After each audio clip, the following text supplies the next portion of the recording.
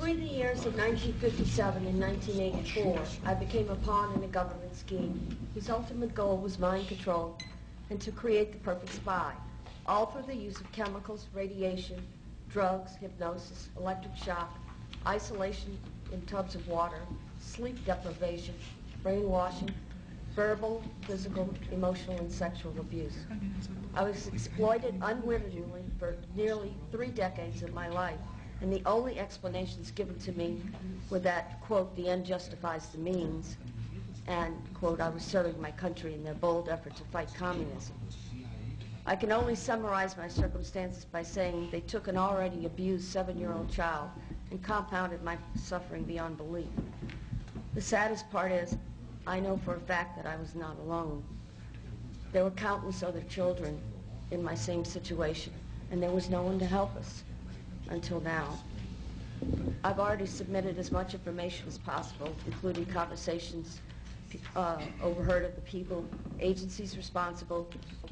I'm able to report all this to you in such detail because of my photographic memory and the arrogance of the doctors, the arrogance of the people involved. They were certain they would always control my mind. Although the process of recalling these atrocities is not an easy one, nor is it without some danger to myself and my family, I feel the risk is worth taking. Dr. L. Wilson Green, who claimed to have received $50 million from the Edgewood Chemical and Radiology Laboratory as part of the TSD, or Technical Science Division of the CIA, once described to Dr. Charles Brown that, quote, children were used as subjects because they were more fun to work with and cheaper, too. They needed lower profile subjects than soldiers or government people, so only young, willing females would do. Besides, he said, I like scaring them.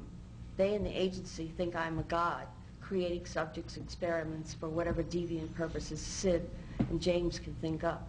Sid being Dr. Sidney Gottlieb, James, Dr. James Hamilton. In 1958, I was to be tested, they told me, by some important doctors from the society, or the Human Ecology Society, and I was instructed to cooperate. I was told not to look at anyone's faces and try hard not to ignore any names, as this was a very secret project. But I was told to be brave, and all these things would help me forget. Naturally, as most children do, I did the opposite and remembered as much as I could. Dr. John Gittinger tested me, Dr. Cameron gave me the shocks, and Dr. Green the x-rays. Then I was told by Sid Gottlieb that, quote, I was ripe for the big A, or meaning artichoke. By the time I left to go home, just like every time from then on, I would remember only whatever explanations Dr. Robert G. Heath of Tulane Medical University gave me for the odd bruises, needle marks, burns on my head, fingers, and even the genital soreness. I had no reason to believe otherwise. They had already begun to control my mind. The next year, I was sent to a lodge in Maryland called Deep Creek Cabins to learn how to sexually please men. I was taught how to coerce them into talking about themselves, and it was Richard Helms, who was deputy director of the CIA, Dr. Gottlieb, Captain George White, Morris Allen, who all planned on filming as many high government agency officials and heads of academic institutions and foundations as possible, so that later when the funding for mind control and radiation started to dwindle, projects would continue. I was used to entrap many unwitting men, including themselves, all with the use of a hidden camera. I was only 9 years old when this sexual humiliation began. I overheard conversations about a part of the agency called ORD, which I found out was Office of Research and Development. It was run by Dr. Green, Dr. Stephen Aldrich, Martin Orne, and Morris Allen. Once a crude remark was made by Dr. Gottlieb about a certain possible leak over New Orleans East involving a large group of retarded children who are being given massive doses of radiation. He asked, why was Wilson so worried about a few retarded kids? After all, they would be the least likely to spill the beans. Another time, I heard Dr. Martin Orne, who was the director then of the scientific office and later the head of the Institute for Experimental Research, state that, quote, in order to keep more funding coming from different sources for radiation and mind control projects, he suggested stepping up the amounts of stressors used and also the blackmail portion of the experiments.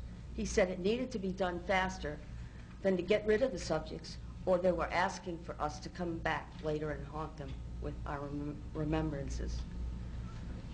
There's much more I could tell you about government-sponsored research, including project names, sub-project numbers, people involved, facilities used, tests, and other forms of pain induction. But I think I've given more than enough information to recommend further investigation of all the mind control projects, especially as they involve so much of the use of the radiation. I would love nothing more than to say that I dreamed all this up and need just to forget it.